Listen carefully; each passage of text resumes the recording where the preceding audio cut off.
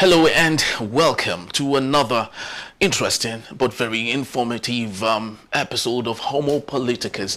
This is one program, like I always say, where we of course will take a deep dive into very important issues as they happen in Nigeria. Interestingly, today we'll be talking about something that I think lots of Nigerians would find fascinating. And that's what was, of course, said by ex-minister Dalung, where he, of course, said most dangerous cabal in Nigeria's history are in Tinubu's government. Wow, a very big one. But I have some insights on that particular story. And it says, a former minister of youth and sports, Solomon Dalung, claims a sophisticated cabal exists in President Bola Tinubu's government, describing it as more dangerous than the one under Muhammad Buhari. In a chat with journalist Shehu Okimbaloye on the Mike on podcast, Dalung explained that cabals are powerful individuals who hijack governance, shield presidents from reality, and suppress critical information. He stated that while Buhari's cabal lacked experience and were focused on personal gains, Tinubu's cabal comprised seasoned, well-informed individuals with extensive experience in power, making them more dangerous. Dalung cited his own experience during Buhari's tenure, where security information he provided was deliberately withheld from the president. He warned that Tinubu's cabal poses a significant threat to their sophistication. Despite these bold claims, Dalung said he fears no repercussions, revealing he has survived 10 assassination attempts and believes his fate rests with destiny. I'm honored to have with me today to discuss these and more Mr. Dotun Oladipo. He is the publisher of the Eagle Online. Thank you so very much, Dotun, for being part of the show today. Thank you for having me. We truly do appreciate you. Beautiful. All right, so let's have our discussion. These are very large claims. In fact, this is one, if the cybercrime law was to come so big, this is a typical example of what could be used to really show that off. But of course, let's get into the most important thing and the message and not the messenger here. Now, do you buy the submission? Let's start from there. The way I understand governance, those we call cabal will always exist. Would always exist? Yes, okay. Whether in Nigeria or outside. Now, I know that, like any other organization, every government is not run by all of those in the executive council, but by a few people who the leader or the leadership has confidence in and can seemingly trust. So are these like similar to what we used to know as kitchen cabinet? Is that what it is? Okay. Kitchen cabinet. Okay. If you call it that. Because I know, for instance, as somebody who covered politics extensively when I was a reporter, that when our president was the Lagos State governor, I'm using him as an example because Dalung actually addressed his own cabinet. There were only about 6 or 7 of them who ran Lagos. Those who know, they will know that part of that cabinet, you have Babatunde Raji Fashola. You had Alhaji Lai Mohammed. You had now Minister of Solid Mineral Resources, Dele Alake, and some others who are in this government. That should show you one thing. These are the people I trust. Okay. Let's go back to the Muhammad Buhari administration, because people don't go with history, and that's why we keep having this problem, especially somebody like Dalung. When Buhari was elected, it took him about 6 months to put his cabinet in place. Why? I, as somebody who has followed politics and governance in the country. I expected it was going to happen. Why? Because the former president largely had been minding his business in Katsina. Okay. You hardly saw him like other presidents, past presidents who, you know, flamboyant, move around, deliver lectures and all the rest. So I knew that if he's going to come, he's going to have some of his old soldiers. That's why you saw that in customs, he had this man there. Those critical areas, he had these people. Those were people he believed he could trust. Whether they now had the capacity to fully deliver on the mandates they had, it's a different ballgame. So, he chose them based on, I could trust them. We've worked together before. That's a cabal. Because you can as well sit down and say, okay, one of the most prominent people in the business world in Nigeria is Ngozi Okonjo-Iweala, for instance, who is at the World Trade Organization. You can bring him in as a Buhari to your government, but do they have a relationship? That's where we now keep faulting some of these things that happened. In some instances, you also ask yourself, why must you take a retired soldier to go and head customs? You begin to now see that, okay, so it means they are gathering people who are supposed to be the life of this government, which we now begin to say is a cabal. Okay. Or, put succinctly, the kitchen cabinet. So, it's not something that has just started happening. It's something that will keep happening. That was why when Dalung came in, apart from his numerous shortcomings, he was not a member of that cabal, so to say, Okay. of the Buhari administration, because he was an outsider, completely. The only reason he got into that place is to represent the state, and it was put forward.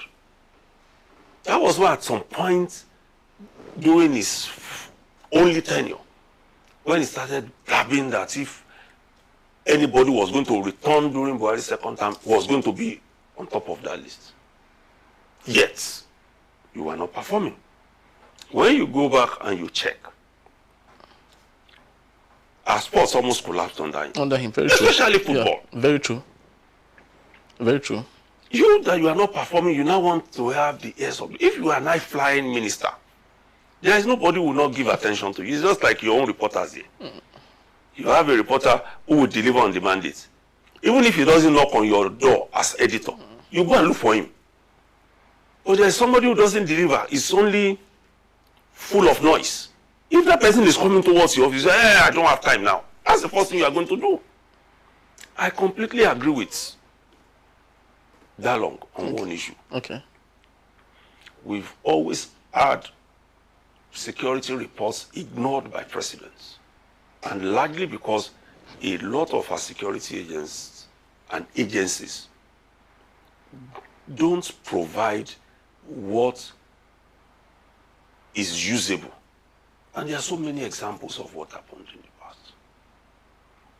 There was a time our own president, our former president Olusegun Obasanjo, was told not to travel to somewhere in the southeast. Security reports. He was going to be attacked. This was going to happen. From available reports, he said, okay, I've had you. The following morning, he got up and told them that if I get to that venue before any of you, there's going to be a problem. And he left. And that day we saw the video where even one soldier was trying to push people back. And the president said he should bring his horsewhip and like he was playing with him and encouraged everybody to move towards him.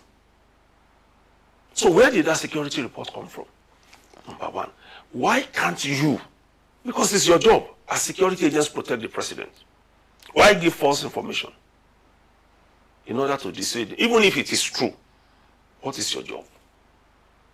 So when some of these things happen and people come out to complain like Dalung has done, I then wonder, if you are a part of that cabal, would you have complained? Now, as much as we, of course, do not hold anything against having a cabal, having your friends, of course, whom you feel are legitimate enough to help you carry out the responsibility. But let's focus on one of the most important things Dalung is saying here, and that is the word dangerous.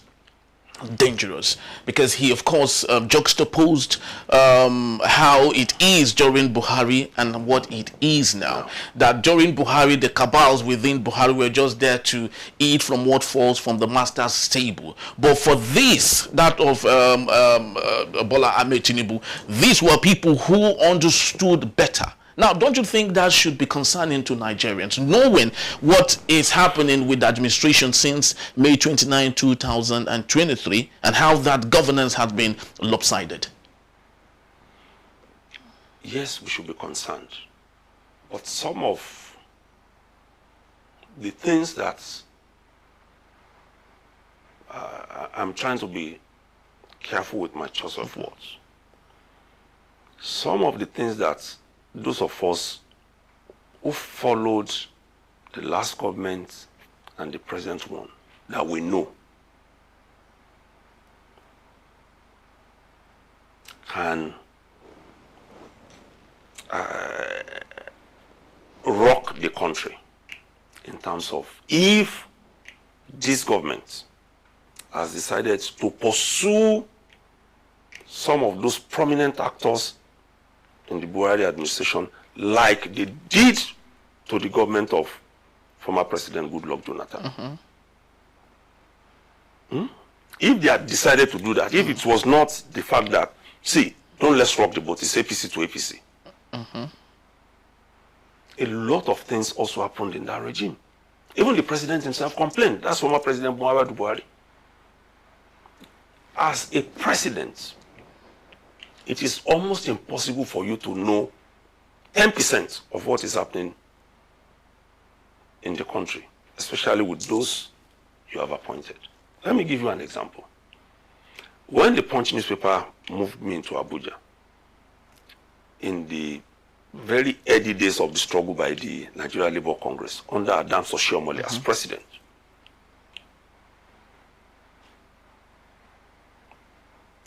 we had this insider information. One of Baba's friends, Baba Fashawe, they call him, was sitting in the former president's anteroom. And then somebody walked in and said to him, they succeeded in quelling the protest, that the secretariat, that's the federal secretariat in Abuja, is open. Everybody is at work. That was the report the person brought. Whereas I was at that secretariat that morning, I don't know I'm going to describe the kind of chains that the Adams Oshiomhole used in locking up that secretariat. Some were as thick as this, with huge padlocks. And here was a report to Baba, as they called him, saying everything was okay. And then we were told that Baba Fashawe now stood up from his seat and said, what did you just say now? Give me a cameraman. He now went to the secretariat and did a video recording and brought it back. So when you have people you cannot truly trust, or people who are not truthful, you trust them, but they are not truthful, then there's a problem. So are you saying there are people within the cabinet of Bola Ahmed Tinubu that are not truthful to him? Certainly. Okay. You have a lot. In every government, you have them. And that's why we keep saying, see, until we have Nigerians who are not going into government to make money, but to serve the country, we're going to keep having this problem. Some of those who struggle for these appointments, they do so to secure their future, and they also do so to make money to contest elections. That's what. Yes, but don't you think Bola Ahmed Tinubu is equally aware of some of these things? Because if you take a look at his tendencies and his antecedents, he's someone that loves people telling him what he wants to hear. And when someone has such sort of tendencies, every other lieutenant within him would always keep telling him what he wants to hear. So don't you think the problem is the president himself?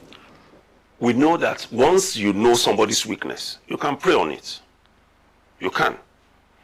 But don't also forget that there is something about appointments in government, especially when you are likely to seek a second term. You are going to look out for a mixture of performers and those you are putting there for their political usefulness for your second term. And that's where the problem is. Because the president wants to make an appointment. He sees that from this state, because our constitution has put us in this situation where you must appoint one person per state, minimum, and then you do 6 from the 6 zones. So you are now looking at this person who you know can do better for your government, but then you know that this person can pull votes for me because I have a second term ambition. When you go back in time and you look at the appointments former President Obasanjo made in his second term, you know that they were largely devoid of political considerations because they knew at that time he was going to go before the so-called issue of whether real or not third term came up. He brought in people who could uplift the country. But in his first term, he had to do some political permutations. People brought him out of prison and put him in power. So they told him, this person, he contributed, this person contributed. And then they were nominating people for him. So, in Nigeria, until we get to the point where the first thing is not political consideration. I remember when Barack Obama was first elected. The day he mentioned who was going to head this political team, the stock market went up. It gained massively that day. Why? Because they knew the man who has been appointed. They know he can do something with the economy, given that other things will work in his favor. Now, talking about yes, but talking about, you did talk about political permutation, and lots of people would say the best form of governance is participatory democracy. Yes. Some people have equally alluded to the fact that President Bola Ahmed Tinubu is running an ethnic form of governance, where everyone within him are people they code as Lagos boys. Lagos boys, yes. And because of that, that participation, that inclusiveness is not there. So don't you think the reason why Dalung is talking about the cabal of the president being so dangerous is because he is running a Lagos boys sort of governance, which of course is not participatory democracy? I agree with you on that. But at the same time, when you look at, because I also don't feel that those who are holding, quote and unquote, what they call juicy ministries or positions should be from one side of the country. But they've also had their own defense. And just like I said at the beginning, when you head a place, you look for lieutenants you trust to put in critical positions. So you're telling me President Bola Ahmed Tinubu do not have people he trusts from Benue to head the customs, people he might trust from wherever. So it must be people from his own inkling. Let us do this. Yes. I will always like to leave those services out. I'll tell you why. Okay. When you look at the customs that you mentioned, yes, now, it was purely a matter of succession. Who comes next? Prisons, which is the correctional center, has just been done some days back. It was purely who is next. Okay.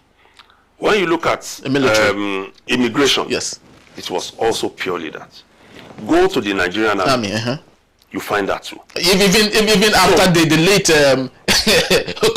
the next person in line wasn't this particular man. Remember, he was promoted. I agree with you. But when you look at his promotion, yes, it was also from being a major general, not a brigadier general. But he wasn't the next in line. The truth of the matter was he wasn't the next in line. Look at the cosmates and all the rest. I don't. You see, for that, I also believe that if it wasn't, then he shouldn't have gotten it. But from the, go and look at the cost list, and you'll find out that they were in the same course. How he was picked, why he was picked, it's another board game. But he wasn't a junior to anybody at that point. He wasn't, and he still isn't. Check the cost list. It's just like we are mates in the academy. We get promoted the same day, but we are from different areas. So how they did, that's why I said I always like to leave that their issue out, because it's peculiar. But what I know is that he wasn't a junior. If he was, I'm sure you know by now, a lot of heads would have rolled. Well, the military have a way of going about it. They have a way of going about their thing. For the military, that is completely out of it. You can't be a junior to somebody and that person will come and give you a salute. You know, let's not forget they've retired about 600 and something, big wigs in the military. So don't you think that is making wigs for junior ones that, of course, that are trusted more. But I'm particular about this one that we spoke about now. I've also seen that report. So, but essentially, my own attitude towards it is this: we must consciously pay attention to ethnic balancing. Okay, beautiful. In whatever we do. Awesome. Because we are not yet in a country where we are free of those tendencies. I say it to people. Only a few people, even with religion, like me, will go and marry a Muslim while I'm a Christian. Because it takes a lot to go and marry the daughter of an Alhaji.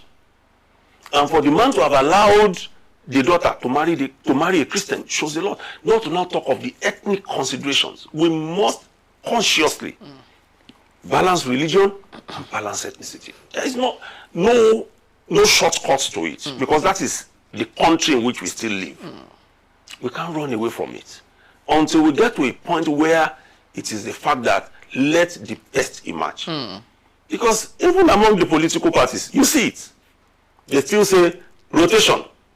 It is the son of this region. So when that region brings out a Christian, the other region will go and bring a Muslim. Only 2 times that it happened that we had the Muslim ticket. And that was very peculiar. Extremely peculiar.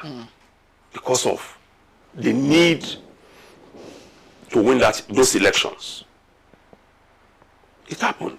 But we are still at a point where those 2 things, they matter to us a lot. And both the Buhari administration and this administration are faulted on those scores. Very true. Both the Buhari's administration, of course, which was, of course, given the thumbs up by Bola Ahmed Tinubu, and Buhari equally given the thumb up for Tinubu himself to ascend the throne. But let's take a look at, just before we wrap for today, let's take a look at still what Dalung they talk about, and that is how dangerous the cabal is. Within the Tinubu's administration, there is what I would call a cabal of the cabal. The Femi Gbajabiamilas, the son of the president, who of course has no position in the administration, but he is one of the biggest cabal. Of course, going by Daniel Obuala, saying that it was the son that made it possible for him to, and all of that. So yes, exactly. So tell us the consequences of some of these things, and where do you think this could be headed towards? Because I do not know. Our leaders do not learn from history to see what happened to people who behaved like them in the past, and see how they can take to abate that. So what is the consequences of having the son of the president, who has no seat or whatever, but of course is determining what happens there? What do you have to say about some of these things? What people consider a lot of times, without looking at the implications of this, is their political future. People want to get into power by all means. So they look at whatever it will take to get into that seat. And that is what is playing out now. Especially when you look at the fact that as we are hearing, though it is legitimate rights, the son of the president wants to run as governor of Lagos State. So he also will need to put some people in some positions to empower them. So he's equally trying to create his own cabal too. So it's I said it's all over. For instance, when you look at Femi Gbajabiamila, after being chief of staff, what else can he be? Will he go to the Senate? Below him. Will he become a minister? Beneath him. Will he become the secretary to the government of the federation? Beneath him. It's possibly the governorship. Beneath him also. Because as chief of staff, you are more powerful than the governor. So what remains? Vice presidency. So he must also begin to work its way around some of these things. So it's a really, like I said, political interest. And in creating that, in festering it, you are creating this cabal that people see as dangerous. Because what it means is, it is no longer, or it will be no longer, the votes of the people that will determine whether you become or not. It is the fact that you have paved the way for yourself. And which is very dangerous for a democracy. Dangerous. Yeah. And that's why I agree with that word, dangerous, at that time. I mean, as used by Dalung. You know? Well, like I equally said, all our politicians, including Dalung himself, they wish to belong to a cabal. Definitely. Because when Dalung, it was after Dalung was shoved out of the Buhari cabinet that he started saying that there was a cabal, that there was no, their security reports were not being, attention were not being paid to them. Until he left, he didn't see that. So that was where the activism actually started. He didn't see that. You know, so it's really, really dangerous for us. Because what we do continuously in this country is politicking. We don't do governance. Very true. Because once election is over, you are supposed to at least do governance for 3 years and 6 months before you start serious politicking, or at least 3 years. But the moment one cycle of election ends, another has begun. Because people are trying to position themselves. That is why at the end of the day, we have some highly incompetent people in power. Highly incompetent people in power. Because it is, push me, I want to become governor. Position me so that we can get some funding, we can get some resources. And that's why I said, in another year or two, you begin to see those who are in this cabinet saying they want to go and run. Because they are not doing governance, all they are there for is, let's see what we can make in order to become governor, in order to become senator, in order to become House of Reps members. And that isn't good for the country. Very, very and that true. is why we'll keep having this cabal that people keep talking about. But whether some of them are dangerous is debatable. Okay. Because we have seen cabals that have worked elsewhere.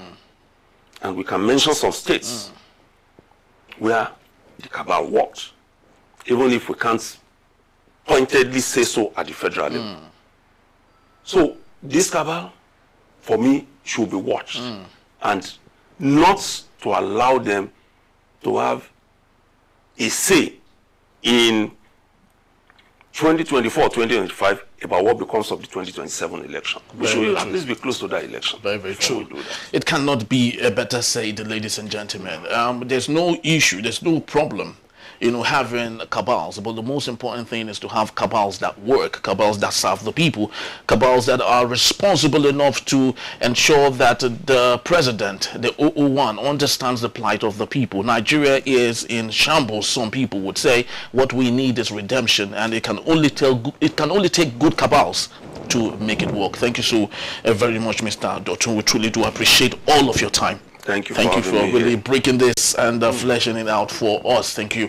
All right, people, that's just about the time we have for Homo Politicus today. I want to believe you enjoyed our show just like I did, and the rest of us in the studios. But please do well to visit us. You can always find and reach us at enterprisetvnews.com. You might rewatch this if you may. You can always do that at Enterprise TV 7 across all social media platforms. I am Henry Igwebike. Thank you for watching, and I'll see you next time on Homo Homo Politicus. Bye-bye.